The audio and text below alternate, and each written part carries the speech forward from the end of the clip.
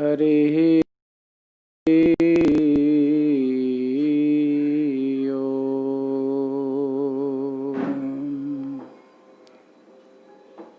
हरिः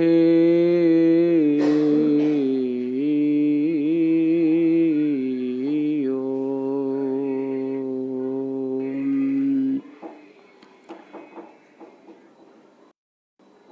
वंशी विभूषितकरा नवनीरदाभान्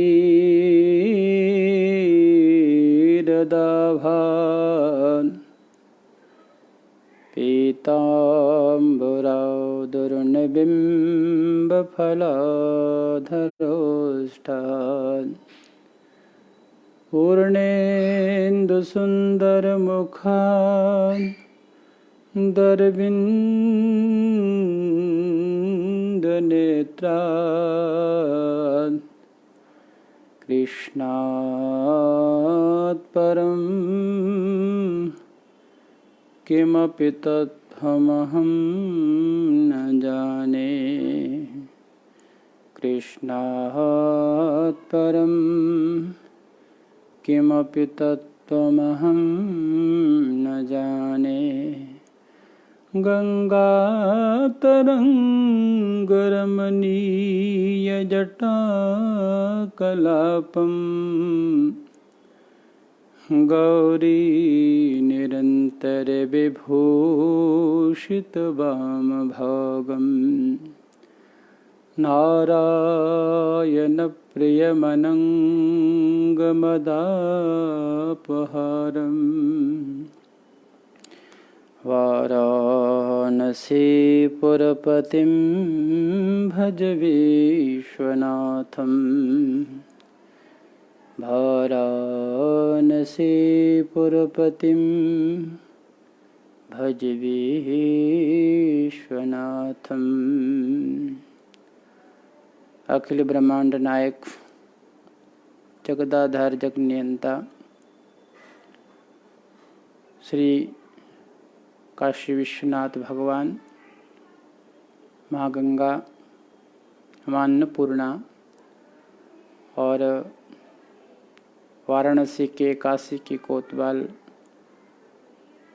बाबा भैरवनाथ को प्रणाम करते हुए हमारा जो निर्धारित विषय है, जैसे हम पूर्व में कई दिनों से लेकर के, क्योंकि पितृपक्ष का विशेष महत्व है तो उसको लेकर के चर्चा कर रहे हैं।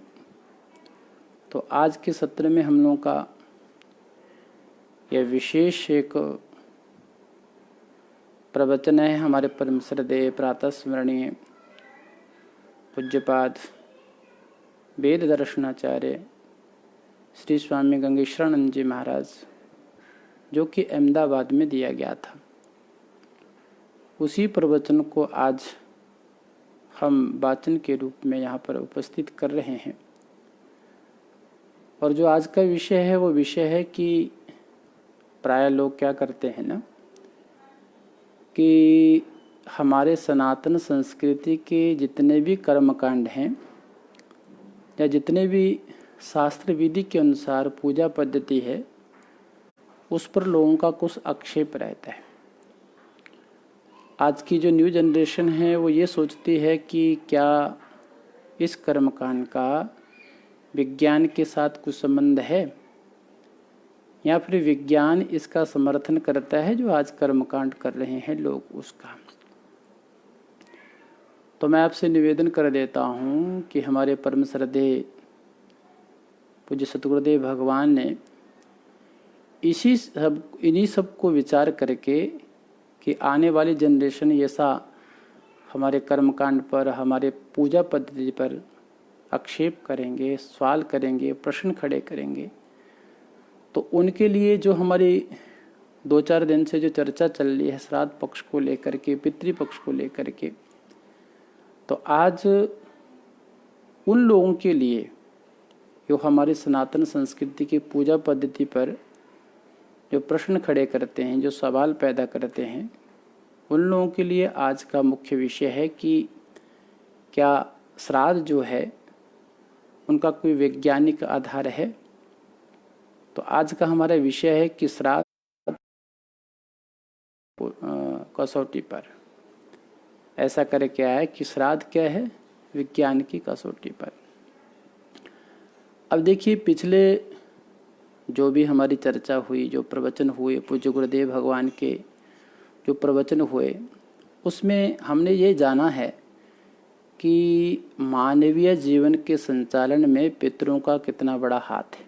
कल की चर्चा आपने सुनी होगी तो आपको पता होगा कि मानवीय जीवन में पितरों का कितना बड़ा हाथ है। और हमारी ये पितृ उपासना, जो हमारी जो पितृ उपासना है ना, श्राद्ध विधि है, किसी संकुचित दायरे में नहीं आती। इसको ध्यान में रखिएगा। यह हमारी पूजा पद्धति किसी संकुचित दायरे में बंदी न होकर के कितनी व्यापक भावना से अनुप्राणित है, इसको आप लोग जानेंगे। फिर भी भाई आजकल क्या है कि विज्ञान का युग है, तो लोग बड़ी बड़ी गाड़ियों में सफ़र करते हैं, हवाई जहाज़ में चलते हैं, और आप कितने ही साफ़ सुथरी और समतल भूमि बना दें, पर आकाश में उड़ने वालों के पैर ज़मीन पर पड़ते नहीं। आप कितना भी समतल कर दीजिए, कितनी अच्छी व्यवस्था कर दीजिए, परंतु जिनको आकाश में उड़ने की आदत पड़ गई हो, वो लोग ज़मीन पर कहाँ उतरेंगे। ऐसे लोगों को पकड़ने के लिए हमें भी विज्ञान के वाहन पर चढ़कर उड़ना पड़ेगा, हमें भी आकाश में उड़ना पड़ेगा। नहीं तो हम उससे मिल नहीं सकते, उससे वार्तालाप नहीं कर सकते। तो चमत्कार दिखने पर ही तो नमस्कार होता है। अगर भाई चमत्कार नहीं दिखेगा तो नमस्कार कैसा होगा। तो चलिए आज इसी पर विचार किया जाएगा। देखिए, आज का विज्ञान का जो भौतिक विज्ञान अर्थ माना जाता है, आज विज्ञान का जो भौतिक विज्ञान अर्थ माना जाता है, वह उसके व्यापक विशाल रूप को एकदम मच्छर बना देता है। क्या कर देता है? मच्छर बना देता है। वस्तुतः जो बात अध्यात्म, आदिदैव, आदिभूत तीनों भूमियों पर युक्ति युक्त सिद्ध हो, वही विज्ञान है। विज्ञान क्या है, इसको समझने का प्रयास करिए कि जो तीनों पर बिल्कुल एकदम युक्ति युक्त सिद्ध होता हो, उसी को हम लोग क्या कहते हैं? विज्ञान कहते हैं। वो तीन क्या क्या हैं कि देखिए, अध्यात्म, आदिदेव और आदिभूत, इन तीनों कसौटियों पर जो खरा उतरे, उसी को हम लोग विज्ञान मानते हैं। अब ये बात कह दी तो इस परिभाषा के अनुसार देखा जाए तो समग्र श्राद्ध एक विज्ञान है। जो पितृ पूजन होता है वो क्या है? एक विज्ञान ही है। अब जिसमें इसकी तीनों धाराओं का अत्यंत युक्ति युक्त अपूर्व संगम है, इसको आप ऐसा कह सकते हैं कि अपूर्व संगम है। वह विषय इतना विस्तृत है कि 2-3 या फिर 1-2-3 व्याख्यानों में पूरा नहीं हो सकता। विस्तार से या विस्तार के भय से अधिक कहना संभव भी नहीं है। अतः संक्षेप में ही थोड़ा विचार प्रस्तुत यहाँ पर करते हैं पूज्य सद्गुरुदेव भगवान, उसको आप लोग श्रवण करेंगे। पहले तो सबसे पहले श्राद्ध की मूल भीति मना शक्ति, मंत्र शक्ति और द्रव्य शक्ति, इनको लेना है। पहले किसकी चर्चा करनी है? पहले चर्चा करनी है श्राद्ध की जो मूल भीति है, जो मूलतः श्राद्ध के लिए आवश्यक है, वो क्या है? मना शक्ति, मंत्र शक्ति और द्रव्य शक्ति। इसको लेकर के चर्चा करनी है। इसके बाद श्राद्ध का विशेष काल अर्थात अमावस्या और महालय, तदंतर श्राद्ध की विधि के अंतर्गत तीनों पीढ़ियों तक ही श्राद्ध और दूसरा पिंडदान से पितृ तृप्ति का संबंध है। आप समझ गए होंगे। अब देखिए, इसको इसलिए विज्ञान की कसौटी पर खरा उतरेगा क्योंकि हम पूर्ण रूपेण, हमारा जो सनातन संस्कृति है उसी में से विज्ञान की उत्पत्ति हुई है। विज्ञान कोई बाहर से नहीं आया। विज्ञान तो वेद से जो वस्तुएं ली गई हैं उसी से विज्ञान का प्रादुर्भाव हुआ है। अब देखिए, इसमें हम यह समझते हैं कि इन्हीं तीनों के वैज्ञानिक विवेचन से श्राद्ध के शेष सभी विषयों का परीक्षण गतार्थ हो जाएगा। देखिए, पितृयज्ञ या हम जिसको श्राद्ध भी कह सकते हैं, पितृयज्ञ हो श्राद्ध हो, तो उसका एक फल होता है। कोई भी कर्म करते हैं तो उसका विशेष फल होता है। तो पितृयज्ञ या श्राद्ध का एक फल है जिसे अब तक स्पष्ट शब्दों में नहीं बताया गया। कहीं पर इसका उल्लेख नहीं मिलता कि पितृयज्ञ का एक फल है प्रेतत्व निवृत्ति है। क्या है? प्रेतत्व निवृत्ति। और श्राद्ध कृत्य द्वारा प्रेत योनि प्राप्त जीवों का प्रेतत्व निवृत्त हो जाता है, ऐसा सब लोग जानते हैं।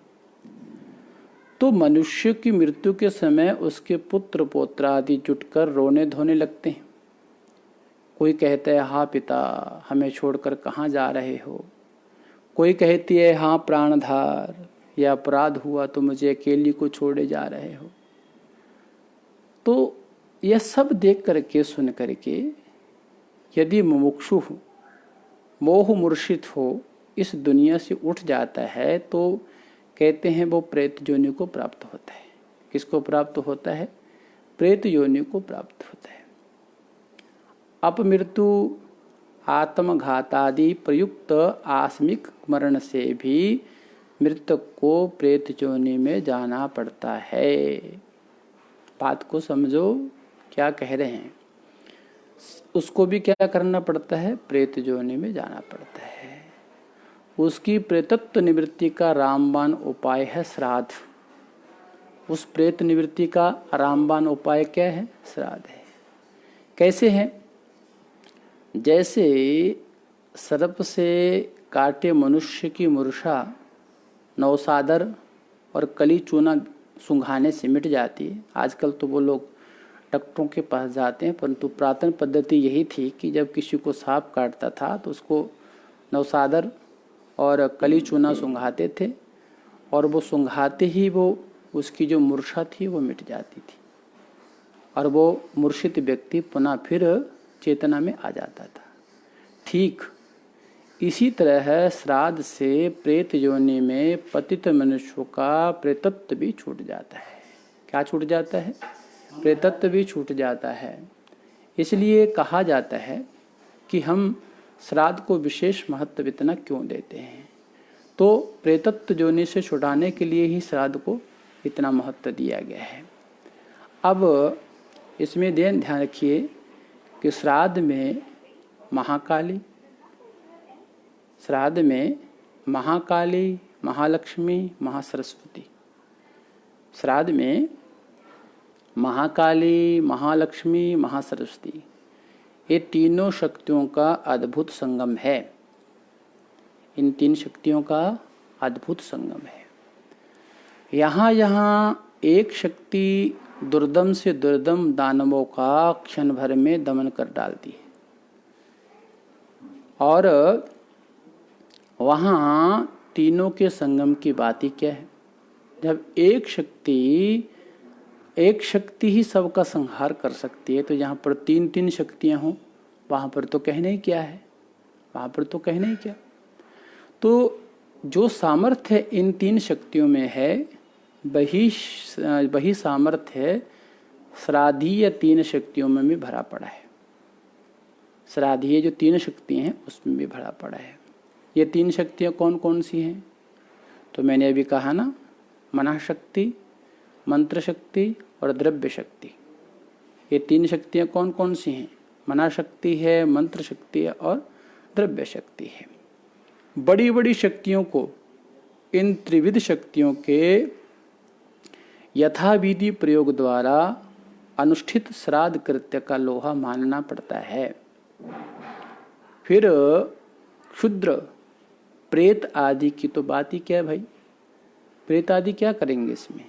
तो लीजिए पहले हम चर्चा कर रहे हैं कि मना शक्ति क्या है। पहले अपने लोग इस पे विचार करते हैं कि मना शक्ति क्या। तो मना शक्ति की महिमा गुरुदेव सुना रहे हैं कि शास्त्र तो इसके सामर्थ्य वर्णन से आघाते ही नहीं, इतना कुछ बोलते हैं इसके लिए। स्वाध्यायशीलों में यह छिपा नहीं है कि एकमात्र मना शक्ति से हम जीव भूमि से उठ करके ब्रह्म भूमि तक पहुंच सकते हैं। बात कितनी गूढ़ की है समझो। कहते हैं जो स्वाध्याय करते हैं, वो स्वाध्याय करने वाले जितने भी लोग हैं उनसे ये छुपा हुआ नहीं है कि हम मना शक्ति से जीव भूमि से उठ करके ब्रह्म भूमि तक पहुंच सकते हैं, और चाहें तो ब्रह्म होते हुए भी नीच से नीच योनि में गिर सकते हैं। ये आपके ऊपर निर्भर करता है। आप चाहो तो ऊपर उठ सकते हो, आप चाहो तो नीचे भी गिर सकते हो। कहा गया है मन एव मनुष्यानाम कारणम बंध मोक्षे हो, मन एव मनुष्यानाम कारणम बंध मोक्षे हो, बंधाय विषय सक्तम मुक्ते निर्विषयम मनः। कहते मन ही मनुष्य के बंधन और मोक्ष की कुंजी है। अब बात समझेंगे तभी समझ में आएगी। मन क्या है? मन ही मनुष्य के बंधन और मोक्ष की कुंजी है। और यदि मन विषयासक्त हुआ तो सामने बंधन तैयार है। अगर आपने किसी की हत्या की, पाप की, तो आपके लिए फांसी का फंदा बिल्कुल तैयार बैठा है, फिर आप उसको रोक नहीं सकते। और वही निर्विषय बन जाए, मतलब विशेष रहित हो जाए, तो अनावृत मोक्ष द्वार उसके लिए खुला है। सादर प्रवेशार्थ निमंत्रित करता है परमेश्वर परमात्मा। तो मन के ही बल से भक्त भगवान तक के दर्शन कर पाता है। किससे? मन से। मन से ही आदमी ऊपर उठ सकता है और मन से ही आदमी नीचे गिर सकता है। योगी लोग क्या करते हैं? जो योगी हैं, सिद्ध हैं, साधक हैं, वो क्या करते हैं? योगी लोग मनोबल से ही विश्व को बस कर लेता है। कठिन से कठिन रोग को जड़ से उखाड़ फेंकते हैं। कौन? योगी लोग। तो श्राद्ध में, इसी पितृपक्ष में, श्राद्ध कर्म में इसी मना शक्ति का सुनियोजित प्रयोग है। श्राद्ध कर्ता सर्वप्रथम ब्रह्मचर्य, स्पर्श आदि व्रत नियमों को या उन व्रत नियमों का संयमी बनता है। क्या बनता है? संयमी बनता है। फिर आयन्तु नः पितरः, आयन्तु नः पितरः इत्यादि मंत्रों के द्वारा, इत्यादि मंत्रों से भावना भावित होकर के परलोकगत आत्मीय पितरों को उनकी मुक्ति के लिए श्राद्ध स्थान में आवाहित करता है, आवाहन करता है। यह विज्ञान सिद्ध है। यह क्या है? विज्ञान सिद्ध है कि यहाँ आत्मा और मन का मेल होता है। यहाँ पर आत्मा और मन का मेल होता है, वहाँ मन की चिंतन तरंगें दूसरे मन पर अपनी अमिट छाप डालती है, उसका प्रभाव पड़ता है। एक घर में, मानो एक घर में 5 सितारे एक स्वर में मिलाकर रख दें। जैसे ये सितार नहीं होती, सितार बजने वाली। कहते हैं कि एक घर में 5 बजने वाली जो सितारे हैं, उन सितारों को रख दो और एक स्वर में मिला करके रखते हैं, और उनमें से एक को लेकर बजाएं तो चारों स्वयं गूंज उठती है। ऐसा विज्ञान है। स्वर मिला रहने पर एक का कंपन वायु तरंगों से प्रभावित होकर के अन्य संवादी यंत्रों पर प्रतिफलित हो उठता है, उस पर प्रभाव डालता है।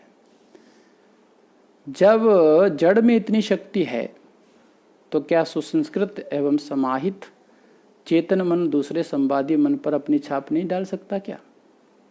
ये प्रैक्टिकल है, इसको आप करके देख सकते हैं।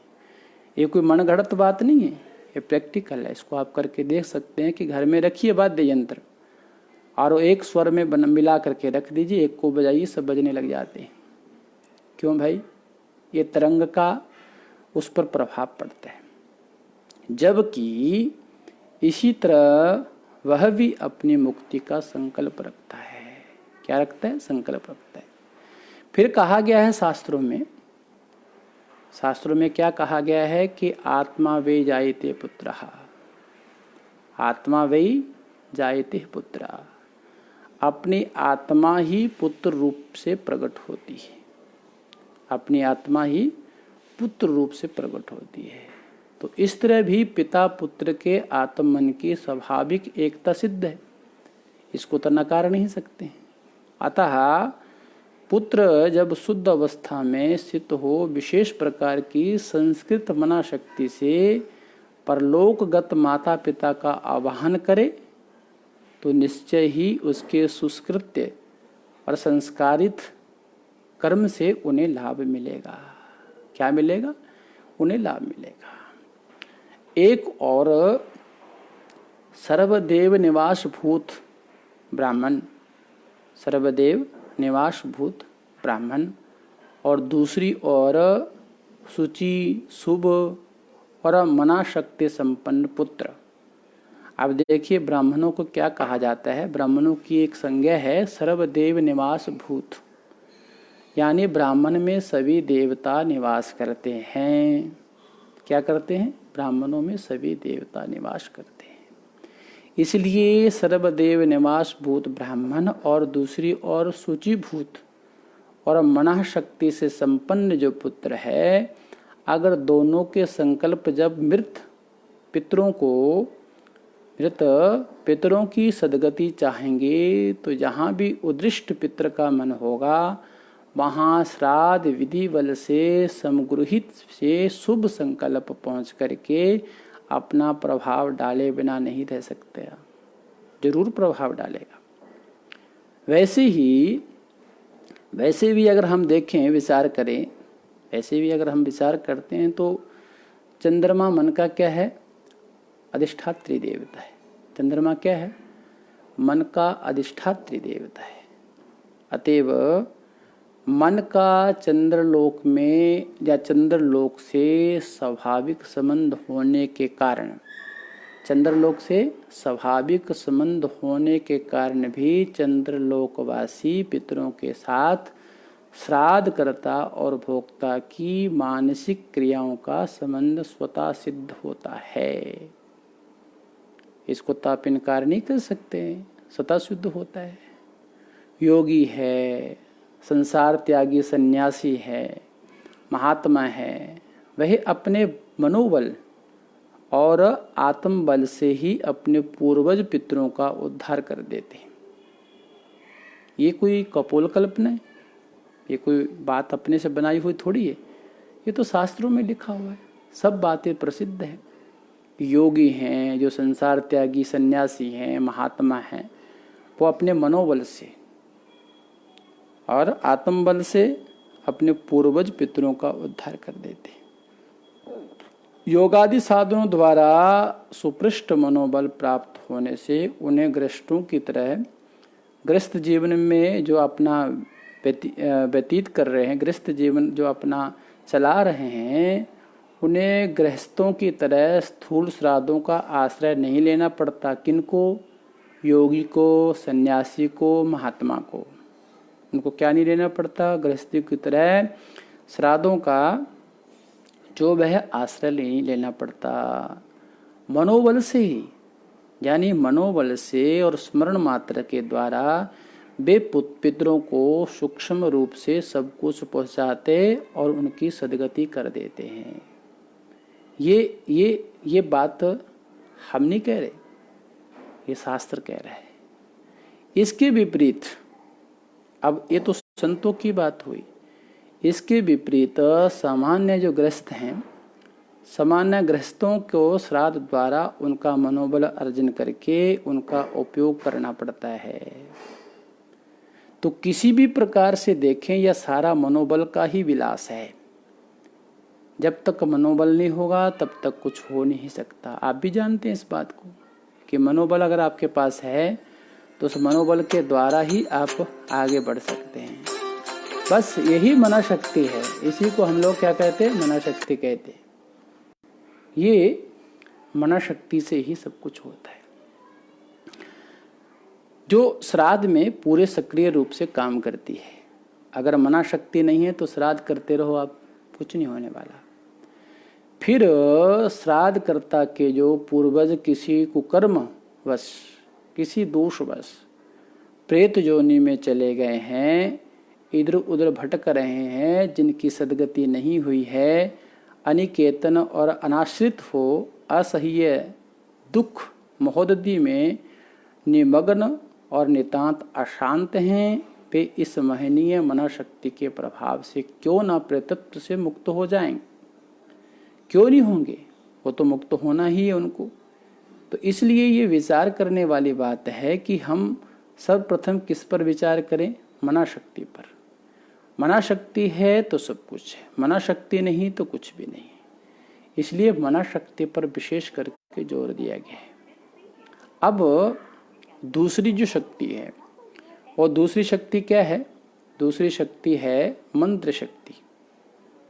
पहली होगी मना शक्ति और दूसरी क्या हुई? मंत्र शक्ति। अब मंत्र शक्ति की महिमा भी अपार है। इसके वर्णन के लिए महाभारत सा ग्रंथ रचे, मंत्र शक्ति के प्रचार प्रसार के लिए, मंत्र शक्ति को बताने के लिए महाभारत सा ग्रंथ रचे, तब भी यह पूरा होगा नहीं होगा, कहा नहीं जा सकता। संक्षेप में उसे हम लोग समझने का प्रयास करते हैं। यूँ समझा जा सकता है कि शब्द में सारे संसार को अपने अनुकूल बना लेने की शक्ति स्वभाव सिद्ध है। शब्द में सारे संसार को अपने अनुकूल बना लेने की शक्ति स्वभाव सिद्ध है। आप प्रेम से किसी के साथ बात करेंगे तो निश्चित है वो आपका भक्त बन जाएगा, आपका दोस्त बन जाएगा, आपका मित्र बन जाएगा। वहीं कहीं आप क्रोध से बात करेंगे या गुस्से से बात करेंगे तो निश्चित है वो आपका दुश्मन बनेगा, आपसे झगड़ा करेगा। तो आवश्यकता है उसे उद्बुद्ध करने की। आवश्यकता क्या है? उसे उद्बुद्ध करने की। उद्बुद्ध शब्द शक्ति, उद्बुद्ध शब्द शक्ति का यदि विपरीत प्रयोग किया जाए तो सारे संसार को सर्वथा प्रतिकूल भी बनाया जा सकता है। क्या बनाया जा सकता है? प्रतिकूल भी बनाया जा सकता है। प्रौढ़ वक्ता, जो प्रौढ़ वक्ता हैं, वे अपने ओजस्वी शब्दों से जनता को रक्त की नदियां तक बहाने के लिए तैयार कर सकता है। आप देखें ना, जो भारत आज़ाद हुआ तो उसमें एक से एक क्रांतिकारी योद्धा होते थे, जो अगर एक बार भाषण देते थे तो सबके रोंगटे खड़े हो जाते थे, उनको तैयार कर देते थे और वो अपनी जान कुर्बान करने के लिए, यानी देश के लिए समर्पित थे। ऐसा भाषण देते थे, ऐसा ओजस्वी शब्दों का भाषण होता था। और वहीं अपने उन्हीं शब्दों के करुणा से अपलावित करके जनता के सामने रख दे तो जनता दया के सरोवर हो सकती है, दयावान हो सकती है। आखिर आप स्तुति करने का प्रश्न, या आप क्या करते हैं? हमारी आपकी बात ले लो। अगर कोई हमारी प्रशंसा करता है तो हम प्रसन्न हो जाते हैं, अगर कोई हमको भला भला बोलता है तो हम रुष्ट हो जाते हैं, क्रोधित हो जाते हैं। क्यों हो जाते हैं भाई? तो प्रत्यक्ष तो आपके शरीर पर कुछ प्रभाव नहीं होता। मान लो किसी ने मुझे गाली दी तो मेरे शरीर पर क्या प्रभाव पड़ा? कोई प्रभाव नहीं पड़ा। तो कहना होगा कि वह शब्द की अचिंत्य शक्ति है। क्या है? शब्द की अचिंत्य शक्ति है, उसकी महिमा बड़ी अपार है। तो इतिहास में अविदित नहीं है कि आगरा के पास जब राणा सांगा और बाबर की सेना का घनघोर युद्ध चल रहा था, ध्यान दीजिए, उस इतिहास को भी यहाँ याद करना अति आवश्यक है कहते हैं कि ध्यान दीजिए कि जब आगरा के पास राणा सांगा और बाबर की सेना का घनघोर युद्ध चल रहा था, तो एक समय ऐसा आया कि राणा की धीरता, गंभीरता और युद्ध चातुर्य से बाबर के सैनिक हतवीर्य से हो गए थे, बिल्कुल परास्त से हो गए थे। तुरंत बाबर ने तुरंत क्या किया कि बाबर ने उनके सामने एक ऐसा ओजस्वी भाषण दिया कि उन मृत प्राय सैनिकों का रक्त पुनः खौल उठा और वे दूने उत्साह से राणा के सैनिकों के साथ जूझने को तैयार हो गए। फलस्वरूप उसका फल क्या हुआ? फलस्वरूप उस युद्ध में विजय लक्ष्मी ने बाबर को ही जयमाला पहनाई। किसको? बाबर को ही जयमाला पहनाई। तो शब्द शक्ति की महिमा कहाँ तक कही जाए। व्याध भी बीना के मधुर स्वर सुन करके चपल मृग की एकदम आकृष्ट हो उनके जाल में फंस जाता है। व्याध की बीना के मधुर स्वर को सुन करके जो मृग है, बड़ा होशियार है, वो भी उसके जाल में फंस जाता है। साक्षात कराल काल यानी काला सर्प भी बीन के बोल सुन करके नाच उठता है। अब विचार करें कि स्थूल शब्दों में जब इतनी शक्ति है तो अपौरुषीय, नित्य, निर्विकार, वैदिक मंत्रात्मक दिव्य शब्दों में कितनी शक्ति होगी। ये विचार करने वाली बात है या नहीं है कि भाई सामान्य शब्दों में इतनी शक्ति हो सकती है तो वैदिक शब्दों में, वैदिक मंत्रों में कितनी शक्ति होगी। वे यदि शुचि शुच श्राद्धोपविष्ट स्वाध्यायशील ब्रह्म शक्ति के बेजोड़ ट्रांसमीटर से प्रसारित हों तो क्या मृत पुरुषों के कानों तक पहुंच करके उनका जो प्रेतत्व है वो नष्ट ना कर सकेंगे? क्यों नहीं कर सकेंगे? तो निस्संदेह वे प्रेत जोनि में पतित मृत पुरुष को शांति और सद्गति देने की पूर्ण सामर्थ्य रखते हैं हमारे वेद मंत्र। तो शास्त्रों में क्या कहा जाता है? शास्त्रों में कहा है कि मंत्राणाम प्रणवः सेतु। क्या कहा? मंत्राणाम प्रणवः सेतु, अर्थात मंत्रों में जो ओंकार है सर्वार्थ साधक है, सेतु है। सर्वार्थ साधक है, सेतु है। सेतु के बंध जाने पर लंका जीतने में देरी ही क्या है भाई? राम जी जब लंका पार कर रहे थे तो एक क्या रुकावट थी? पार करने की रुकावट थी। तो जब सेतु बंध गया तो लंका पर विजय हासिल करना कौन सा दुर्लभ था। सिर्फ जहाँ मेहनत लगी, जहाँ समय लगा, तो वो लगा सेतु बांधने में। कहाँ लगा? सेतु बांधने में। उसी ओंकार से संपुटित पल्वित दिव्य मंत्रों का जब उच्चारण किया जाएगा तो ब्राह्मणों के शरीर में वायु रूप से आकर के प्रतिष्ठित मृत पुरुष निश्चय ही परितुष्ट होंगे और मंत्रों के प्रभाव से उनका जो प्रेतत्व है वो छूट जाएगा। तो श्राद्ध काल में इतने सर्वसमर्थ मंत्रों की शब्द शक्ति तो रहती ही है। मनु महाराज के कथनानुसार स्वाध्याय अर्थात अपनी वेद शाखा, धर्मशास्त्र, आख्यान, महाभारत आदि इतिहास और निखिल पुराणादि की शब्द शक्तियां भी उसके साथ हो लेती है, उसके साथ हो लेती है। वे कहते हैं कि श्राद्धीय पितरों को उन्हें भी सुनाना चाहिए। यथा स्वाध्यायं श्रावयेत् पित्रे धर्मशास्त्राणि चैव हि आख्यानाहितासाश्च पुराणानि अखिलानि च। इतने सारे सेनापति, कमांडर और चतुरंग बल के संपन्न प्रणवाभिमंत्रित मंत्रराज की वैदिक शब्द शक्ति का शूद्र प्रेत सामना ही क्या कर सकते हैं।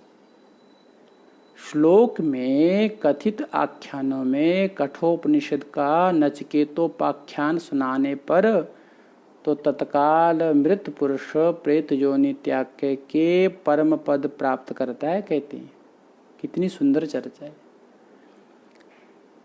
दुख का विषय है कि हम अपने शास्त्रों को देखते नहीं हैं। दुख की बात है कि हम अपने शास्त्रों को भूल गए हैं, उस पर ध्यान नहीं देते। तो हमारे ना ध्यान देने से, हम अपने स्वाध्याय से दूर होने से ये बातें हम भूल गए हैं और दूसरे लोग हमको यही बातें सुना सुना के नीचा दिखाते हैं। तो मैं चर्चा कर रहा था कि जो कठोपनिषद का नचिकेतोपाख्यान है उसको सुनाने पर तो तत्काल जो मृत पुरुष हैं वो मृत पुरुष प्रेत योनि त्याग करके परम पद प्राप्त करता है। क्या प्राप्त करता है? परम पद प्राप्त करता है। यह बात उसकी फलश्रुति में स्पष्ट कही गई है। कठोपनिषद की फलश्रुति में स्पष्ट कही गई है कि कहा है नाचिकेतोपाख्यानं मृत्यु प्रोक्तम सनातनम उक्त्वा श्रुता च मेधावी ब्रह्मलोके महीयसे। कठोपनिषद में आता है नचिकेतमुपाख्यानं मृत्यु प्रोक्तम सनातनम उक्त्वा श्रुता च मेधावी ब्रह्मलोके महीयते। या इमं परमं गुह्यं श्रावयेत ब्रह्म संसदि प्रयतः श्राद्धकाले वह तदा अंताय कल्पते। यह शब्द शक्ति का प्रभाव है। किसका प्रभाव है? शब्द शक्ति का प्रभाव है। ये शब्द शक्ति यानी पहले मनः शक्ति हुई, फिर शब्द शक्ति हुई, अब तीसरी शक्ति आ रही है द्रव्य शक्ति। तीसरी शक्ति क्या है? द्रव्य शक्ति।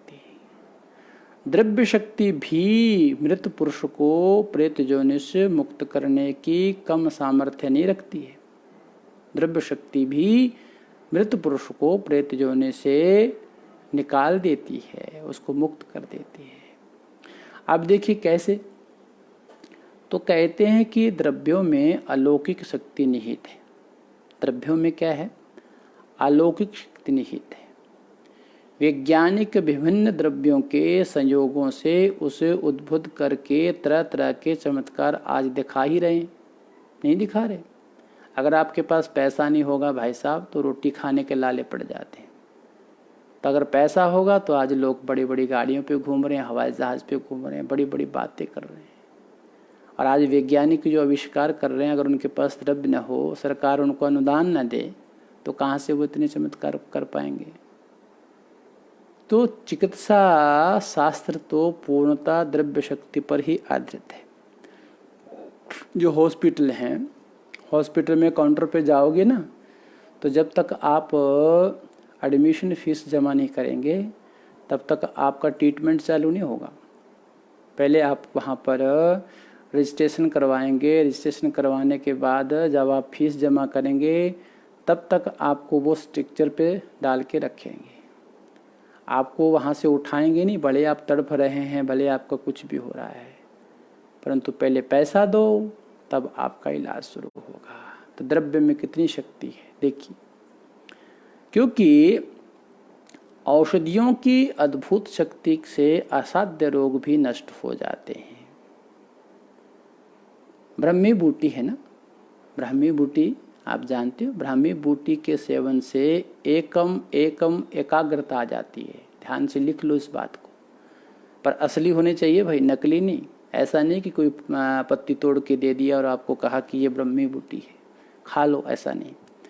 तो कहते हैं ब्राह्मी बूटी के सेवन से एकदम एकाग्रता आ जाती है। जो बच्चों का मन नहीं लगता, जो बच्चे एकदम से पढ़ नहीं पाते, तो उनके लिए वो बड़ा अच्छा काम करती है। तो भंग से, जैसे क्या करें हम लोग काशी में रहते हैं, बनारस में रहते हैं, तो यहाँ तो मस्ती ही अलग है भाई साहब। तो कहते हैं जैसे ब्राह्मी बूटी के सेवन से एकदम एकाग्रता आ जाती है, तो वही भांग पीने से शरीर में एकदम मस्ती छा जाती है। ये सब द्रव्य तो हैं। ये क्या है? द्रव्य तो है। तो द्रव्यों का प्रभाव इतना है कि उन्हें पास में रखने या शरीर से बांधने से भी रोग रुक जाते हैं। ये जो पृथ्वी में जो द्रव्य है ना, ये पृथ्वी में जितनी भी औषधियाँ हैं, जितने भी द्रव्य हैं, पेड़ हैं, पौधे हैं, घास हैं, फूस हैं, ये सब कोई ना कोई औषधि हैं, बस बशर्ते उसकी पहचान होनी चाहिए। तो कहते हैं कि उनको अपने शरीर से बांधने पर भी रोग चले जाते हैं।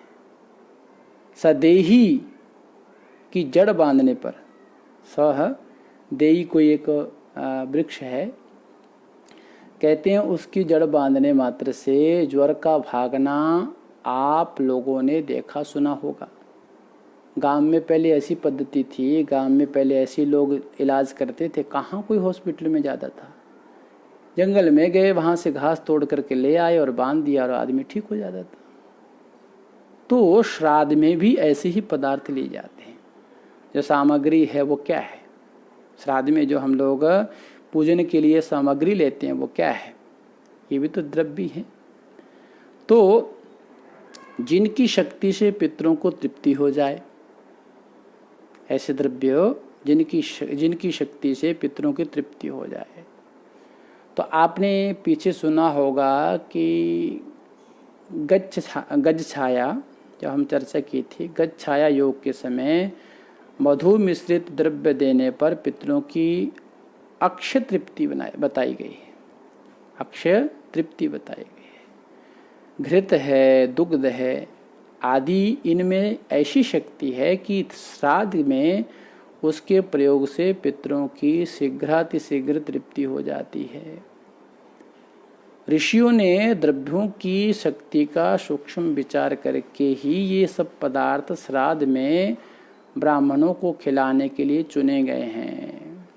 हमारे ऋषियों ने, महर्षियों ने विचार किया, चिंतन किया, तो विचार करके ही यह श्राद्ध की, जो श्राद्ध में ब्राह्मणों को भोजन कराया जाता है, उसके लिए चुने हैं।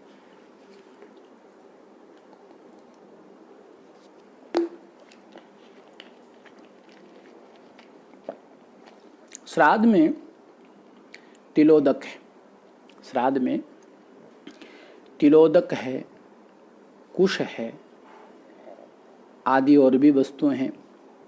तो इनका चुनाव भी उसकी अद्भुत द्रव्य शक्ति देख करके किया गया। उनमें शक्ति है तभी किया गया। एक बात ध्यान रखने की है कि इन सब द्रव्यों का शुद्ध भाव और श्रद्धा भाव के साथ में श्राद्ध में प्रयोग करना चाहिए। क्या बोला? श्राद्ध में इनका शुद्ध भाव और श्रद्धा के साथ में प्रयोग किया जाए, तभी ये अपनी शक्ति प्रकट कर सकते हैं और उससे मृत पुरुषों का प्रेतत्व नष्ट हो सकता है। अगर श्रद्धा नहीं तो कुछ काम नहीं आने वाले। तो श्राद्ध का प्राण श्रद्धा ही है। श्राद्ध का प्राण क्या है? श्रद्धा। अगर आपकी श्रद्धा नहीं है तो श्राद्ध करने का कोई फल नहीं है। तो श्राद्ध का भाव क्या है? श्रद्धा। श्रद्धा भाव के साथ में श्राद्ध में प्रयोग किया जाए तो ये चीजें काम देती है। जो अध्यात्म विज्ञान का सर्व प्रमुख मौलिक तत्व है, क्या है? अध्यात्म विज्ञान का सर्व प्रमुख मौलिक तत्व। यदि उसी तत्व का श्राद्ध में अभाव हो जाए, यानी श्रद्धा का अभाव हो जाए या श्रद्धा का अभाव रहे और केवल दिखाने के लिए सारा आडंबर रचा जाए, तो यह द्रव्य शक्ति ना तो कभी उद्बुद्ध हो सकती है और ना मृत पुरुष का प्रेतत्व ही नष्ट कर सकती है। उसका कोई लाभ नहीं है। इसलिए पूजा पाठ में आडंबर मत करा करो भाई। इसलिए कहा जाता है पूजा पाठ में आडंबर की सख्त निंदा की गई है, आडंबर का सख्त निषेध किया गया है। और जैसे भौतिक विज्ञान के किसी फार्मूले में परिगणित अन्य सभी द्रव्यों का योग करने पर भी मुख्यतम द्रव्य का बहिष्कार कर दें तो वह रसायन बन ही नहीं पाएगा।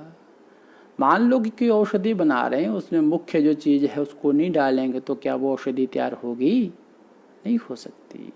वो तो फिर कुछ और ही तैयार हो सकता है जो नुकसान भी दे सकता है। तो ना उस योग से रोग ही नष्ट होगा, प्रत्युत उसे देने पर बिना औषधि के दीर्घ काल में अच्छा हो सकने वाला रोगी कदाचित मर भी सकता है। जैसे आजकल नहीं है डॉक्टर लोग जो अनपढ़ लोग हैं जिसको पूरी जानकारी नहीं होती, अगर वो कुछ गलत दवा दे देते तो यार वो उसमें इन्फेक्शन हो जाता है और वो लोग मर जाते हैं, ऐसा भी होता है। इसी तरह श्राद्ध भी अरहित इन द्रव्यों से मृत पुरुष का प्रेतत्व नष्ट होना तो दूर रहा, उसके और भी निम्न स्तर में जाने का भय रहता है, यानी कि अनिष्ट की संभावना रहती है। क्या रहती है? अनिष्ट की संभावना रहती है। तो यहाँ चर्चा चल रही थी कि श्राद्ध, मनाशक्ति, मंत्र शक्ति और द्रव्य शक्ति इनका त्रिवेणी संगम है। इनका क्या है? त्रिवेणी संगम है। इसकी धार से या इसकी धार में जो कोई व्यक्ति अगर स्नान करता है, नहाता है, उसमें गोते लगाता है, तो फिर वो किसी भी गति में पड़ा हुआ हो, किसी भी गति में क्यों ना पड़ा हो, वह मृत पुरुष तत्काल दिव्य देह धारण करके तद विष्णु परमम पदम, क्या? तद विष्णु परमम पदम, वहाँ पर पहुँच जाता है। तो तीनों श्राद्ध की मूल भीतियाँ हैं और जो विज्ञान की किसी भी कसौटी पर खरी उतर सकती है। इसको आप विज्ञान से तुलना करेंगे तो आपको बिल्कुल हमेशा विज्ञान के साथ खड़ी दिखेगी, और आज तक खरी उतरती भी आई है। ऐसा नहीं कि आज की बात, आज तक खरी उतरती आई है। इनकी वैज्ञानिकता बताने के लिए नमूने के तौर पर आपको हम लोग थोड़ा कुछ बातें बताई गई हैं। आप इनका जितना ही गहरा विश्लेषण करेंगे उतना ही निखर करके तप्त कांचन की तरह परम तेजस्वी सिद्ध होगी, ये बात है। अब आप श्राद्ध के काल का परीक्षण, अर्थात अमावस्या को ही महीने में एक बार पितरों का श्राद्ध क्यों किया जाता है, समझे बात को।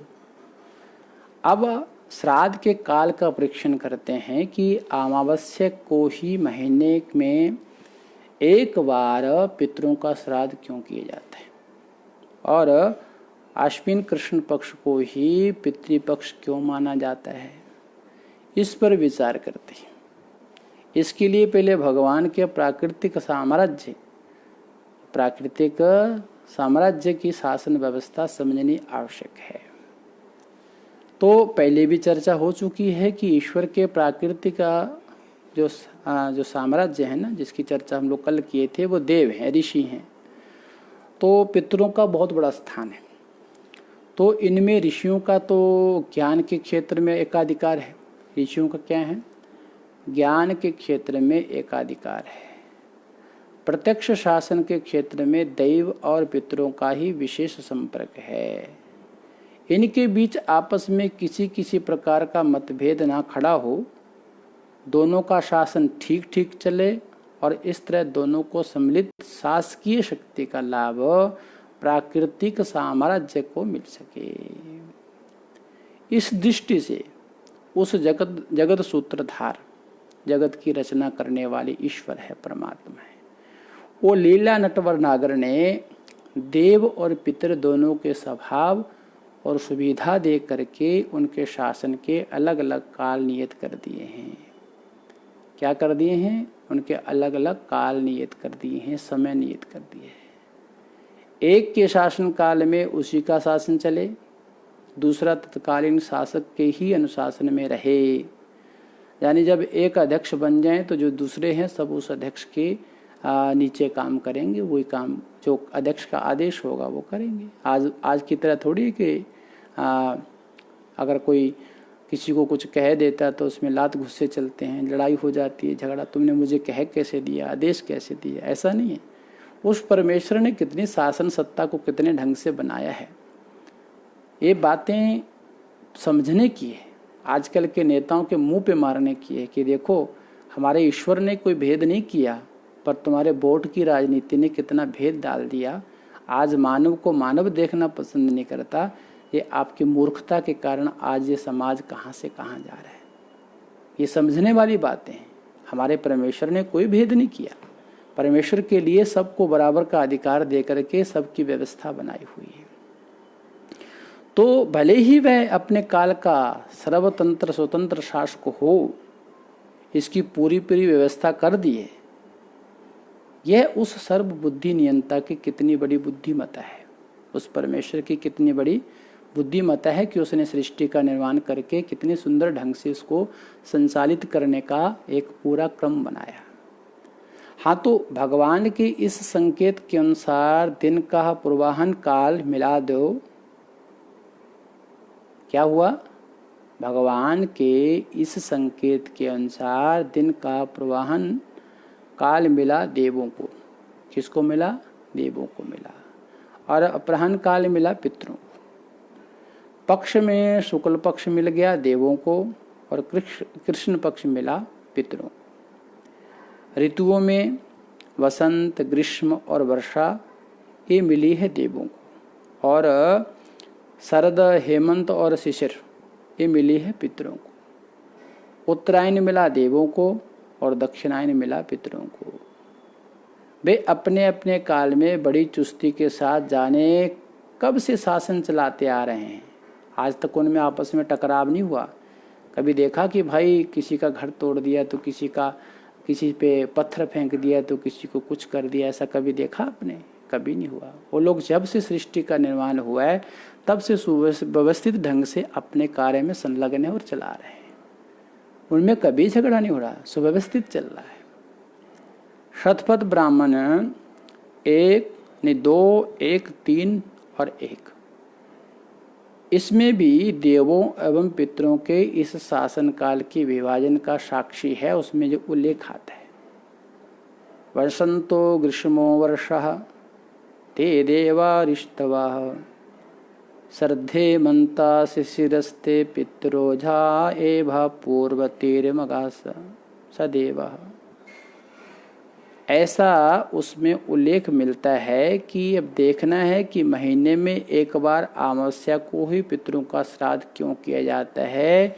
तो इसको हम लोग ऐसे समझते हैं। कैसे समझते हैं कि हम मानवों और पितरों की दिन रात्रि में बहुत अंतर है। मानवों और पितरों की दिन रात्रि में बहुत अंतर है। जब इसी भूमंडल में सुदूरवर्ती प्रदेशों में दिन रात्रि में महा है, आज हमारे यहाँ उजाला है, अमेरिका में रात होगी।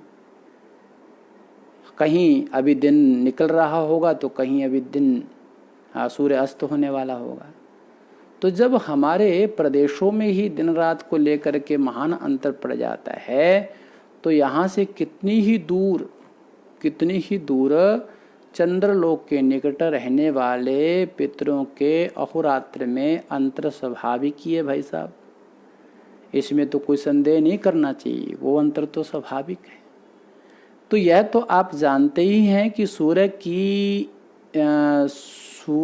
की हमारे भूमंडल से बहुत ज़्यादा दूरी है। सूर्य की हमारे भूमंडल से बहुत ज़्यादा दूरी है।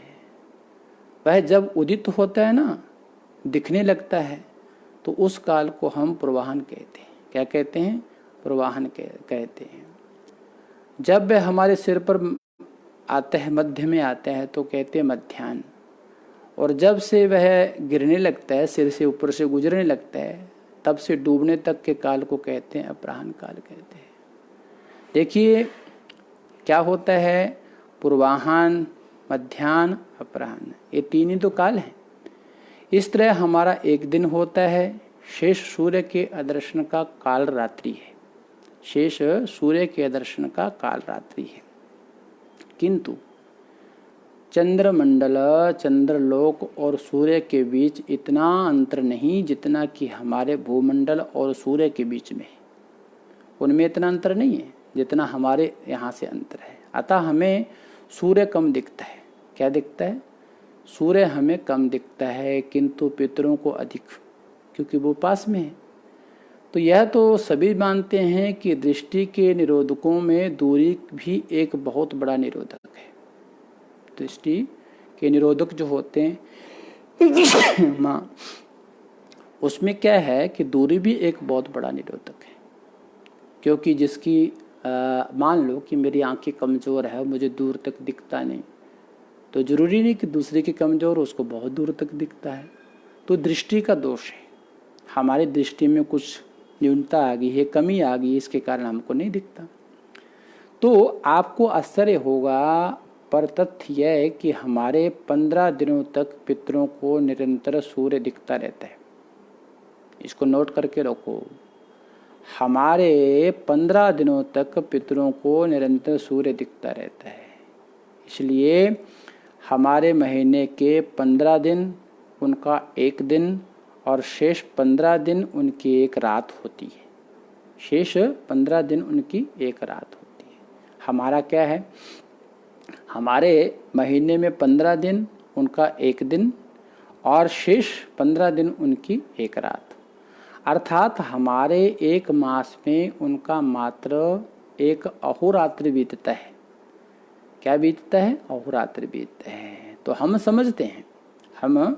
समझते हैं कि अब आपकी शंका का समाधान हो गया होगा, जो आपके मन में कुछ विचार चल रहे थे उसका समाधान हो गया होगा कि पितरों को हमें महीने में एक बार ही क्यों खिलाना पड़ता है, क्यों खिलाना पड़ता है एक बार ही, तो ये आप समझ गए होंगे।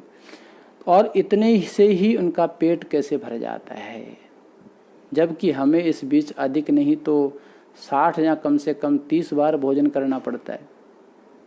तब आगे देखिए कि यह तिथि अमावस्या ही क्यों है, यह तिथि अमावस्या ही क्यों। प्रायः हम अमावस्या उसी तिथि को कहते हैं जिस दिन चंद्रमा नहीं दिखता, जिस दिन चंद्रमा के दर्शन नहीं होते, उस रात्रि को हम लोग कहते हैं अमावस्या। इसका कारण यह बताया जाता है कि सूर्य ठीक चंद्र के सिर पर आ जाता है। सूर्य क्या करता है? चंद्र के सिर पर आ जाता है और चंद्र सूर्य के तेज से अभिभूत हो जाता है। चंद्र क्या हो जाता है? सूर्य के तेज से अभिभूत हो जाता है। उसके अलग या उसके अगल बगल रहने पर चंद्र को सूर्य की किरणें मिल पाती है। चंद्र को क्या मिल पाता है? सूर्य की किरणें मिल पाती है, जिनसे यह प्रकाशित होता रहता है। सूर्य सिर पर आने से चंद्रमा को उसकी किरणें नहीं मिलती, जिससे उसका पिछला भाग जो हमें साधारणतया अन्य दिनों में दिखाई पड़ता है, उस दिन अमावस्या को दिखाई नहीं देता। तो पितरों के यहाँ जो चंद्रलोक के हैं, पितरों के यहाँ जो चंद्रलोक के निकटवासी हैं वो तो चंद्रलोक के पास ही रहते हैं। इस दिन सूर्य ठीक सिर पर आ जाता है। तो साधारणतः कृष्ण पक्ष को पितरों का दिन और शुक्ल पक्ष को उनकी रात्रि कही जाती है, उनकी रात्रि होती है। पर सभी शास्त्रीय वचनों की एक वाक्यता से यह सिद्ध होता है कि कृष्ण पक्ष की अष्टमी से शुक्ल पक्ष की अष्टमी तक पितरों का दिन और शुक्लाष्टमी से कृष्णाष्टमी तक उनकी रात होती है। ये सिद्ध होता है। इस तरह जब हमारी अमावस्या के दिन पितरों के यहाँ सूर्य सिर पर दिखता है तो वह पितरों का मध्याह्न होता है। उसके पूर्व में हमारी कृष्णाष्टमी से कृष्ण चतुर्दशी तक के दिन उनका पूर्वार्ध और हमारी शुक्ल प्रतिपद से शुक्लाष्टमी तक के दिन का अपराह्न स्पष्ट सिद्ध हो जाता है। अर्थात हमारी अमावस्या तिथि हुई और पितरों का क्या हुआ? मध्याह्न काल। क्या हुआ? मध्याह्न काल। अब आप समझ गए होंगे कि हम अमावस्या को ही पितरों को श्राद्धन देने का जो आग्रह करते हैं न, वह सर्वथा उचित और युक्ति युक्त है और शास्त्र सम्मत है। भोजन का मुख्य काल भी मध्याह्न ही है। लोग भोजन कब करते हैं? सुबह सुबह तो करते नहीं, मध्याह्न में करते हैं। तो अमावस्या को ही पितरों का श्राद्ध करने की ही वैज्ञानिक उपपत्ति है। अमावस्या को ही पितरों की श्राद्ध तिथि मानने में एक और अच्छी आनंददायक उपपत्ति बताई जा सकती है कि देवताओं का आहार है सोम। देवताओं का आहार क्या है? सोम है। तो वे शुक्ल पक्ष से कृष्ण पक्ष की चतुर्दशी तक चंद्र की कला का पान करते हैं। क्या करते हैं? चंद्र की कला का पान करते हैं। तो अमावस्या को चंद्र सूर्य से अभिभूत हो जाने से नहीं दिखता, तो उस दिन देवता उसका पान नहीं कर पाते। इधर पितरों को दिया जाने वाला अन्न भी सोम प्रधान ही होता है और उसमें पोषणार्थ वैसा ही अन्न उन्हें देने का विधान भी है। पितरः सोमयासा, सोमाहे पितृमते आदि वेद वचन प्रसिद्ध हैं इसके लिए, कोई मनगढ़ंत बातें थोड़ी है। तो क्या बात यह हुई कि यदि हम देवों का खाद्य सोम प्रधान अन्न को देवों द्वारा चंद्र का जब उसको देते हैं तो उसमें उनको वो प्राप्त होता है। वैज्ञानिक भाषा में सूर्य का भ्रमण मानने वालों की दृष्टि से इसका जो कारण है वक्रता है, अर्थात कहते हैं कि अर्धकाश ही दृश्याकाश है, कहते हैं अर्धकाश के वो कहते दृश्याकाश है। उस भाग में जब तक सूर्य चंद्र दोनों रहते तब तक चंद्रमंडल प्राणियों को सूर्य दर्शन होता है, ऐसा कहते हैं। और दूसरे गोलार्ध में चले जाने पर वक्रावश सूर्य दर्शन नहीं देता। तो कृष्ण पक्ष की अष्टमी से शुक्ला अष्टमी तक उन्हें इसलिए सूर्य दर्शन होता है कि उस बीच सूर्य है, चंद्र है, एक गोलार्ध में रहते हैं, एक गोले के अंदर रहते हैं, अर्ध गोले में रहते हैं। तो शुक्ला अष्टमी से कृष्णाष्टमी तक भिन्न गोलार्ध में रहने से चंद्रमंडल स्थित प्राणी सूर्य दर्शन नहीं कर पाते। तो कहते हैं भ्रमणवादियों का मत है, भ्रमणवादियों का मत है कि पृथ्वी सूर्य के चारों ओर भ्रमण करती है, ऐसा सबको पढ़ाया जाता है। क्या करती है? भ्रमण करती है। और चंद्र पृथ्वी के चारों ओर भ्रमण करता है, ऐसा लोग कहते हैं। फलता जब तक चंद्र भूमि और सूर्य के मध्य कहीं भी रहता है वहां रहने वालों को सूर्य दर्शन होता रहता है। साथ ही चंद्र के अंशों पर प्रकाश पड़ने से हम भी चंद्र दर्शन कर पाते हैं। किंतु जब चंद्र भ्रमण करता हुआ सूर्य की विपरीत दिशा में आ जाता है, तो दूसरे शब्दों में सूर्य और चंद्र के बीच पृथ्वी जब आ जाती है तो चंद्रमंडलस्थ प्राणियों को सूर्य दर्शन नहीं होता। और अमावस्या को चंद्र ठीक सूर्य के सामने रहता है, अतः वह पितरों का मध्याह्न है। क्या है? मध्याह्न है। जबकि हमारी ओर से चंद्र का हम देखेंगे तो हमारी ओर से चंद्र पर सूर्य किरणें ना पड़ने से अप्रकाशित अतएव नष्टेन्दु कलह कुहू का अमावस्या हो जाती है। इस तरह दोनों मतों से अमावस्या पितरों का मध्याह्न सिद्ध हो जाता है। इसमें तो आपको संदेह नहीं होना चाहिए। इससे यही समझ में आता है कि भाई इसका ये मुख्य रहस्य है। अब देखिए, पान किए जाते समय जो पितरों को देव ईर्ष्या से तिरमिला उठेंगे कि यह हमारा अन्न दूसरों को देता है, हमारा अन्न दूसरों को क्यों दे रहा है। फलता उनके द्वारा इसकी प्रतिक्रिया भी हो सकती है और बेचारे पितरों को हमारा अन्न पहुंचने में कदाचित बाधा भी संभव है। पर अमावस्या के दिन पितरों को सोम प्रधान अन्न देने पर यह आशंका ही नहीं रह जाती है कि उन तक पहुंचेगा कि नहीं पहुंचेगा। तो चंद्र के लोभ से उस दिन देव सामने नहीं रहते। मान लो कि वो जब सामने नहीं रहते हैं तो जो आहार है जो हम देते हैं तो उसको हम यूँ मान सकते हैं कि आहार की आशा न करने से एकांत में निर्जल व्रत किए पड़े हो। इस बीच श्राद्ध करता पितरों को अन्न देता है तो वह उनकी दृष्टि से बच करके चुपचाप निराबाध उन्हें पहुंच जाता है, उसमें कोई बाधक नहीं बनता। बेचारे श्राद्ध कर्ता का काम बन जाता है और उसे देवों का कोप भाजन भी नहीं बनना पड़ता। इस कल्पना का हम लोग ग्रंथों में स्वाध्याय करते हैं, पढ़ते हैं। अब यह देखना ये होगा कि आश्विन कृष्ण पक्ष में ही पितृपक्ष क्यों मनाया जाता है। इसके लिए अब आपको इतना बुद्धि का व्यायाम तो नहीं करना पड़ेगा कि हम अभी बताए हैं, ऊपर बात हुई है कि कृष्ण पक्ष शरदादि 3 ऋतुएं और दक्षिणायन पितरों का राज्यकाल होता है। ये ऊपर चर्चा हो चुकी है, इसको तो आप जान गए होंगे। तीनों ऋतुओं में शरद ऋतु प्रथम होने से वही उनका काल माना जाता है। यह ऋतु आती है आश्विन कृष्ण पक्ष में ही।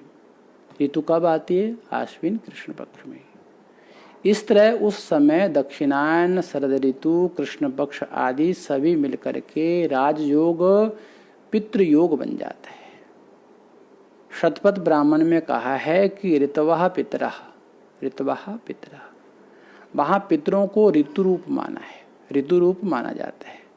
दूसरे शब्दों में ऋतुओं के परिवर्तन से, जहाँ जब ऋतुएं उनका परिवर्तन होता है, उस परिवर्तन करने का काम पितरों का ही, पितृ लोग जो पितृ लोग हैं वही परिवर्तन करते हैं, ऐसा वहाँ कहा जाता है। जिस पर हमारा स्वास्थ्य निर्भर करता है, ऐसी ऋतु नियंता शरद के राजा पितरों के नवराज्य अभिषेक के अवसर पर हम उनकी प्रजा उनका स्वागत समारोह ना करें, यह तो कोई अच्छी बात नहीं है। यही कारण है कि हमारे आचार्यों ने पितरों के स्वागत के लिए आश्विन कृष्ण पक्ष की सर्वोत्तम काल के रूप में चुना है। यह पितृपक्ष या महालय उसका स्वागत समारोह ही है। अब आप कह सकते हैं कि स्वागत के लिए इतने अधिक दिन, पूरा पक्ष महीने का आधा हिस्सा क्यों खर्च किया जाता? एक दिन में ही स्वागत हो सकता है। उत्तर है जो जितना बड़ा होता है, या जितना जिसके प्रति जो जितना बड़ा होता है जो भी जितना बड़ा होता है उसका स्वागत भी उसी अनुपात से किया जाता। मान लो यहाँ प्रधानमंत्री जी आएंगे तो क्या एक छोटी सी माला लेके पहनाएंगे? भाई उसका स्वागत भी तो बड़ा होगा कि नहीं होगा? उसके व्यक्तित्व के अनुरूप ही करना पड़ता है। सामान्य जन घर आ जाते हैं तो उसका गुड़ पानी के स्वागत होता है, पर जब कोई बड़ा श्रीमान व्यक्ति आए तो उसके स्वागत के लिए मिठाई मंगानी पड़ती है भाई साहब, दूसरा कुछ नहीं चलता। तो आप ही सोचिए, हम जब तक जिए तभी तक क्यों, जब तक सूर्य है, चंद्र है, जब तक सूर्य चंद्र रहे तब तक पूरे 6 महीनों में एक छत्र राजा का अपने स्वास्थ्य से नियंता का, और जिसका चक्र दरबारी अधिकारी सभासद सहायक भूत कतिपय भी नहीं असंख्य हो, बहुत संख्या में हो, उसका 15 दिनों का स्वागत क्या कोई बड़ी बात है क्या? 15 दिन तक अगर स्वागत करें तो कोई बड़ी बात है? तो आप यह भी जानते ही हैं कि कोई रोज भले ही एक बार खाए, पर जब उत्सव होता है, शादी विवाह होते हैं, तो मुझे लगता है वो उस दिन तो लोग 2 दिन पहले से खाना बंद कर देते हैं कि भाई उसकी शादी में जाना है और वहाँ अच्छे व्यंजन मिलेंगे। तो पहले से मन में विचार उत्पन्न हो जाता है उनके खाने के लिए। तो उत्सव समारोह में जिस दिन वो जाते हैं तो दिन रात कलेवे, जलपान, भोजन, प्यालू, पार्टियाँ, भोग आदि चलते रहते हैं। तब 15-16 दिन केवल एक बार ऐसे उत्सव पर पितरों को खिला ही दिया तो आपने कौन सा बड़ा पुरुषार्थ कर दिया भाई। ये उन निठल्ले लोगों के लिए है जो कहते हैं कि भाई 15 दिन तक ये पितृपक्ष चलता है, बड़ा कठिन है। इन लोगों के लिए, अरे भाई अगर थोड़ा सा 15 दिन, अगर साल में 15 दिन भगवान और उनके लिए पितरों के लिए दे दिया तो इसमें क्या हानि है तुम्हारी? क्यों इतना तिल मिला रहे हो? इतना काहे के लिए इतना मन में विक्षेप कर रहे हो बिना मतलब से? तो कहते हैं कि आश्विन कृष्ण पक्ष के पितृपक्ष होने में एक और भी मानविक उत्पत्ति है। ज्योतिष शास्त्र के अनुसार मेष राशि के सूर्य उच्च और कन्या राशि के सूर्य नीच माने जाते हैं। जो ज्योतिष जानते हैं उनको पता है कि जो उसके अनुसार मेष राशि के सूर्य जो उच्च होते हैं और कन्या राशि के सूर्य नीच माने जाते हैं। तो आश्विन कृष्ण पक्ष का श्राद्ध भी कन्यागत श्राद्ध कहा जाता है, अर्थात उस समय सूर्य कन्या राशि पर रहता है और इस कन्यागत श्राद्ध को धर्मशास्त्रों में अत्यधिक महत्व दिया गया है। वेद मंत्र तक इसकी महिमा गाते हैं साहब, दूसरे की बात छोड़ो, वेद मंत्र तक इसकी महिमा गाते हैं। जैसे कैसे?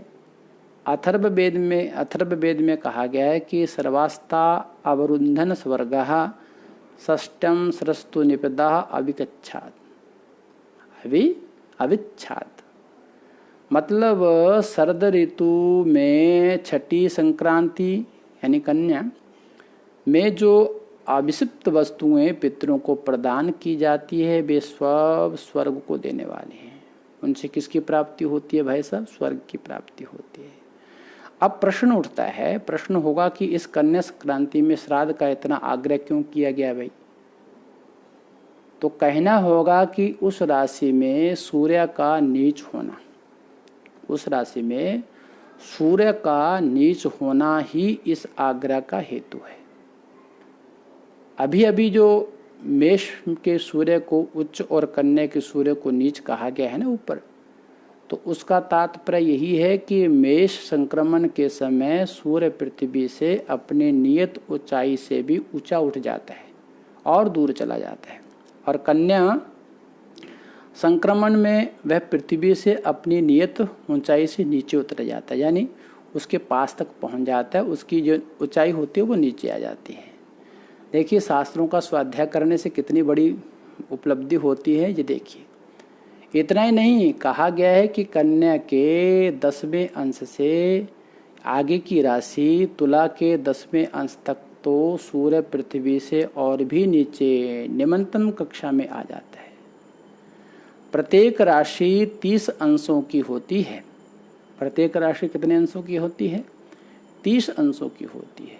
यही कारण है कि किसी कारण कदाचित कोई यह महालय श्राद्ध अश्विन कृष्ण पक्ष में ना कर पाए तो वह पूरे कन्या संक्रमण तक, यहाँ तक कि यावत वृश्चिक दर्शनम वृश्चिक संक्रांति लगने तक पिता की मृत्यु तिथि को महालय का अपकर्ष श्राद्ध कर सकता है। ऐसा भी शास्त्रों में बताया गया। शास्त्रों में, हमारे शास्त्रों में हर चीज का विधान है।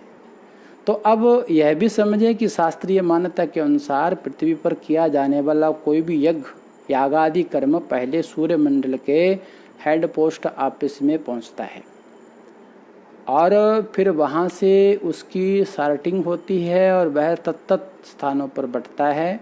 जैसे चिट्ठी पत्र नहीं आते, वहां से छटनी होकर के फिर जगह जगह पहुंच जाते। तो ये हम समझ सकते हैं कि इस कन्यागत रवि में आश्विन कृष्ण पक्ष में जो पितरों का राज्यारंभ काल है, यदि हम पितरों का श्राद्ध करते हैं, हव्य कव्य देते हैं, तो वह अन्य दिनों की अपेक्षा इस समय शीघ्र सूर्य के पास पहुंच जाता है।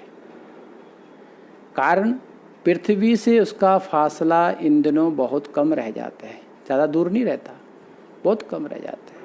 तो फलतः पितरों तक उसके बटने में भी शीघ्रता हो जाती है, वहाँ तक पहुँचने में शीघ्रता हो जाती है।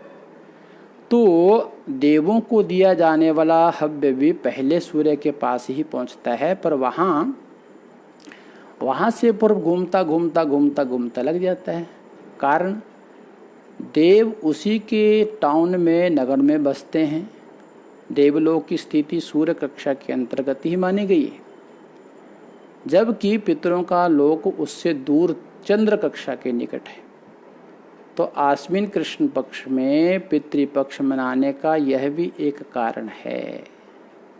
अब आप श्राद्ध की विधि का परीक्षण करें। इसमें पहली बात है कि 3 पीढ़ी तक के ही पितरों को पिंडादि दान, और दूसरी है कि पिंडदान में या पिंडदान से पितृ तृप्ति का संबंध, इसको भी देखना चाहिए, समझना चाहिए। तो देखिए, सचमुच बड़े आश्चर्य की बात है कि महालय के अतिरिक्त सभी जो पर्व होते हैं, उन पर्वों में श्राद्ध में पिता, पितामह और प्रपितामह को ही स्वतंत्र पिंड क्यों दिए जाते हैं? उन्हीं के नाम गोत्र का उच्चारण करके जरादि दान क्यों दिया जाता है? उन्हीं के नाम से हम लोग क्यों दान करते हैं? ये बड़ी एक रहस्यमयी बात है, इसको समझना चाहिए। तो कहते हैं कि यदि दिया जाए तो जितने सारे पितर हैं ना सबको देना चाहिए भाई, तो सिर्फ तीनों को क्यों देते, 3 पीढ़ी तक की क्यों देते हैं? प्रपितामह के बाप से ने कौन सा पाप किया जो उसका एकदम बहिष्कार कर देते हो भाई, वहाँ तक नहीं पहुँचते? तो यह सीधे केवल पिता को ही दे दें, आखिर यह पक्षपात क्यों करते हो? तो इसका सीधा सा एक उत्तर यह है कि पितृलोक में जाने कहाँ कहाँ से अनंत पितृ पहुँचते हैं। हमारा दिया पिंडादि दान हमारे पिता को ही पहुँचे, इसका क्या भरोसा भाई? इसलिए पिता के साथ उसके पिता का यानी पितामह का नाम जोड़ दिया जाता है, उसे भी ले लिया जाता है। तो व्यवहार, अब देखिए कितनी अच्छी बात है, व्यवहार में वलिद्यत लिखने का भी यही भाव है। गिरधारी लाल की कोई वस्तु देनी हो तो वह उसे ही मिले या अति आवश्यक है, पर इस नाम से तो संसार में अनेक होंगे, इसलिए बलदियत उसमें जोड़ दिया जाता है। अर्थात मुकुंद के पुत्र गिरधारी लाल कहने पर वही अविष्ट पुरुष आएगा, अन्य किसी गिरधारी लाल के पिता का नाम यह संभव नहीं है। तो पितृश्राद्ध जहाँ उससे हम ये समझ सकते हैं कि बहुत दूर है और वहाँ असंख्य पितर हैं, अतः भय रहता है कि कहीं दूसरे गिरधारी लाल के पिता का भी नाम मुकुंद न निकलाए और इस तरह हमारे अभिष्ट गिरधारी लाल का हिस्सा दूसरे को ना मिल जाए। तो इसलिए श्राद्ध में पितामह तीनों के नाम से काम चल जाता है, तीनों के नाम से काम चल जाता है। गिरधारी लाल के पिता मुकुंद और उसके पिता वासुदेव भी ले लिए जाते हैं। अब 3 पीढ़ी तक एक नाम वाला तो कोई निकल ही नहीं सकता। फलतः हमारा दिया हुआ अन्न जल है वो ठीक ठीक अभिष्ट व्यक्ति को पहुंच जाता है। कोई कहे कि अब देखो शंका करने वाले तो शंका करते रहते हैं, उनमें कुछ आप कुछ कर नहीं सकते, शंकालु बंदियों को समझाना बड़ा मुश्किल होता है। कोई कहे कि कहीं ऐसा भी कोई निकल आए जिसकी तीनों पीढ़ियों के बराबर वे ही नाम हों जो गिरधारी लाल के हैं, तब क्या करेंगे? क्या चौथा भी पुरुष जुड़ेंगे? तो इस तरह तो कहीं सीमा ही नहीं रहेगी और ऐसा होता भी नहीं है। केवल 3 ही पुरुषों के नाम आप लेते हैं। यह तो भूख लगने पर लहसुन खाने जैसा हुआ, तो कहना होगा कि पहले तो ऐसा उदाहरण मिलेगा ही नहीं, और दुर्भाग्य से मिल भी जाए तो पिता के साथ पिंड पाने वाले पितामह प्रपितामह कहाँ गए? फिर वो कहाँ मिलेंगे, कहाँ चले गए? तो उसमें हिस्सा तो उनका ही लगने वाला ही है। तो सामान्य व्यवहार में भी किसी विवादग्रस्त विषय पर 2 साथियों के साक्ष्य पर न्यायाधीश उस पक्ष की बात मान लेता है जहाँ पर समर्थन होता है। पितामह यानी पितामह प्रपितामह ही पितृदेव अरिमा आदि के दरबार में अपने गवाह दे करके अभिष्ट गिरधारी लाल को उसके पुत्र द्वारा प्रदत्त अन्न पान आदि पहुँचने में पूरी पूरी सहायता करते हैं, पूरी पूरी सहायता करेंगे। इसके और अपने पिता को ठीक ठीक अन्न पहुँचाने के निमित्त 2 साक्षी के तौर पर रखने के लिए श्राद्ध में पितामह और प्रपितामह को कभी ना भूलें।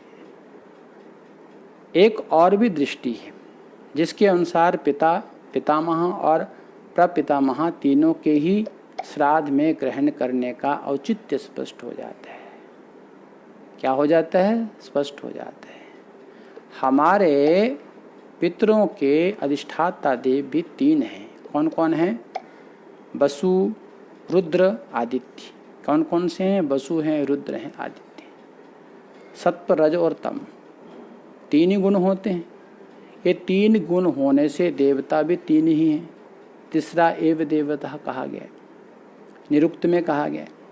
विवाह में भी वर-वधू की 3-3 पीढ़ियों के पुरुषों का ही उच्चारण होता है। तो इस प्रकार पुरुषों का तृत्व व्यवहार में बहुत प्रचारित है। तब श्राद्ध में भी पिता, पितामह, प्रपितामह इन 3 पुरुषों का उच्चारण होता है। तो यह व्यवहारानुकूल ही कहा माना जाएगा। इतना ही नहीं, वेद भी 3 पुरुषों का उल्लेख करता है। क्या करता है? 3 पुरुष। क्या? येन पितुः पित्रो श्राद्धभ्यो नमसा विधेम। पितृ पितामह प्रपितामह को हम श्राद्ध, यही सब सोचकर ही तो आद्य धर्म संहिताकार कहते हैं कि पिता पितामह और प्रपितामह तीनों को ही पिंड और जल का दान कर। चौथा जो है देने वाला ही है। पांचवें की श्राद्ध में कोई आवश्यकता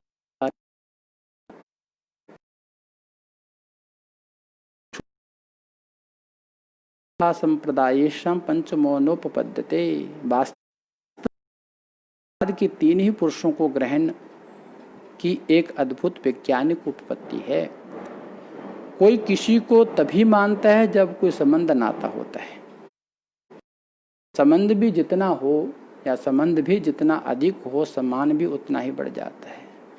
तो श्राद्ध में अपने परम पूज्य पितरों के स्थान पर किसी को बैठाने के लिए संबंध भी उतना गहरा होना चाहिए। इस दृष्टि से देखो तो 3 पीढ़ी के बाद के पुरुषों के श्राद्धकर्ता का कोई विशेष संबंध नहीं आता।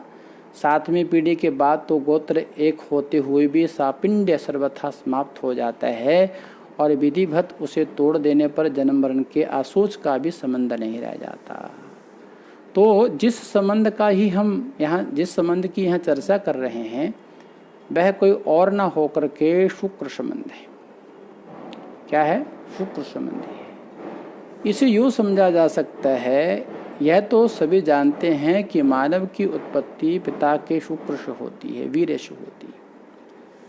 और दूसरे शब्दों में मनुष्य के संतानोत्पादक शक्ति युक्त धातु है जो शुक्र ही है। इस शुक्र धातु में वैज्ञानिकों ने कुल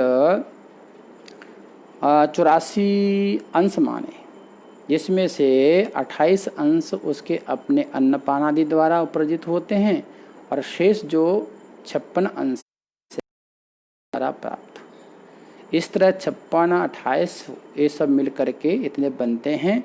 इन अंशों की संख्या पूरी हो जाती है। अतः देखना होगा कि ये 56 अंश पूर्वजों से किस किस क्रम में आते हैं। तो उसके लिए बताया गया है कि अपने पिता के 21, पितामह के 15, प्रापितामह के 10, चौथे पुरुष से 6, 5 में से 3 और छठे पुरुष से 1 अंश आता है। ये 56 अंश हो जाते हैं। अब आप मान लीजिए गिरधारी लाल जब अपने पुत्र गोपाल को अंश प्रदान करेगा तो अपने 28 अंशों में से 21 अंश देगा और उसमें से 7 अंश उसके पास शेष रहेंगे। उसे अपने पूर्वजों में से 56 अंश प्राप्त हैं, उनमें से यह अपने पुत्र को 35 अंश देगा और 21 अब उसके पास रहेंगे। दूसरे शब्दों में उसका 28 अंशों का मूलधन यथावत बना रहेगा। 35 अंशों का विभाजन क्रम इस प्रकार होगा: अपने पिता गोपाल के पिता से 15, अपने पितामह गोपाल के प्रपितामह से 10, अपने प्रपितामह गोपाल के चतुर्थ पुरुष से 6 और अपने चतुर्थ गोपाल के पंचम पुरुष से 3, अपने पंचम गोपाल के षष्ठ पुरुष से 1 और अपने षष्ठ गोपाल के सप्तम पुत्र से कुछ नहीं, अर्थात पिता सहित 6 पुरुषों का उसका संबंध रह जाता है। यही क्रम आगे की प्रजा में भी चलेगा। अंतिम एक पुरुष से नाता टूटता जाता है, धीरे धीरे वो पिछला छूटता जाता है, आगे जुड़ जाते हैं। तो इस तरह मनुष्य की अपनी 6 पीढ़ियों के साक्षात शुक्र संबंध रहता है और अपने सहित 7 पुरुषों का ही सपिंड संबंध है। फिर भी इनमें घनीभूत होकर के पिंड बनाने की शक्ति 21, 15 और 10 अंशों में ही मानी गई है। इसी में हम लोग सोचते हैं, मानते हैं। 10 से कम का घनीभाव होकर के पिंड ही क्या बनेगा भाई? वे तो शरीर निर्माण के नगण्य से अंश हैं। ये 3 अंश देने वाले क्रमशः पिता, पितामह और प्रपितामह ही है। यही कारण है कि श्राद्ध में इन्हीं के नाम लिए जाते हैं और इन्हीं को पिंड दिए जाते हैं।